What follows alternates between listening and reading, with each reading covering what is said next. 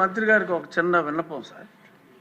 ఏంటంటే రీసెంట్గా కేరళలో ఒక మంచి పాలసీతో వచ్చారండి. మీరు చేయి దింపండి, చూశాను మిమ్మల్ని. కేరళలో ఒక పాలసీ ఏంటంటే ఈ లిక్కర్ కన్జంప్షన్ మన రాష్ట్రంలో బాగా ఎక్కువ, మన ఆదాయం చూస్తేనే తెలుస్తుంది. అన్ని ప్లాస్టిక్ బాటిల్స్ వాడుతున్నారు. కేరళలో ఎగ్జాంపులరీగా ఒక్క జిల్లాలో మొదలు పెట్టారు. ఏంటంటే ఆ బాటిల్ మీద 10 రూపీస్ ఎక్స్ట్రా ఛార్జ్ చేస్తున్నారు. ఛార్జ్ చేసిన తర్వాత ఖాళీ బాటిల్ ఇచ్చిన వెంటనే they have to repay the 10 rupees. దాన్ని రీసైకిల్కి వాడటానికి టీటీలో ఉంది సార్.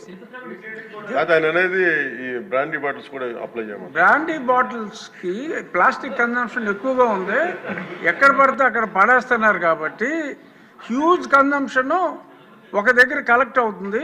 అది ఈ కొంచెం ఎక్సైజ్ డిపార్ట్మెంట్ వాళ్ళతోటి కోఆర్డినేట్ చేసుకుంటే major percentage of plastic waste ఒకటి చేయొచ్చండి. కేరళలో ఇంప్లిమెంట్ అయింది. ఇంకొకటి ఏంటంటే ఈ సింగిల్ యూజ్ ప్లాస్టిక్స్ ఈ నిషేధానికి మీరు మీలాంటి హీరోస్ తోటి అడ్వర్టైజ్మెంట్ చేయాలి అంటే కొన్ని కోట్లు అవుతుంది.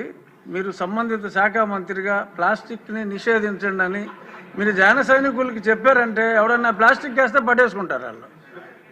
ఆ మధ్యన గోతులు ఎలా కప్పెట్టారో కొన్ని సంవత్సరాల క్రితం రోడ్లు మీరు బాగు చేయమని పిలిపించినప్పుడు ప్లాస్టిక్ని ఆపండి అని మీరు ఒక్క పిలుపు ఎలా ఇస్తే ఎలా అంతే, ఇంకా అది ఆగిపోతుంది. సో కాబట్టి సంబంధిత శాఖ మంత్రిగా మీరు ఆ స్టెప్స్ తీసుకుంటే డెఫినెట్గా ఈ ప్లాస్టిక్ భూతాన్ని అరికట్టాలంటే అది మీ వల్ల సాధ్యమయ్యే అవకాశం చాలా ఎక్కువగా ఉంది. కాబట్టి ప్లాస్టిక్